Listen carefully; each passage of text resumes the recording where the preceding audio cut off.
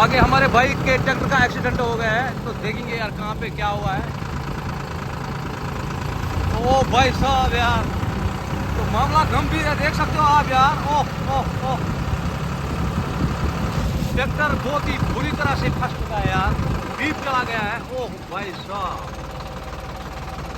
तो शायद लगता है नामुमकिन है इसको चढ़ाना, तो फिर भी हम यहाँ पे ट्राई करेंगे और कोशिश करेंगे, देखेंगे यार क्या 685 से इसको चढ़ा पाता है या नहीं।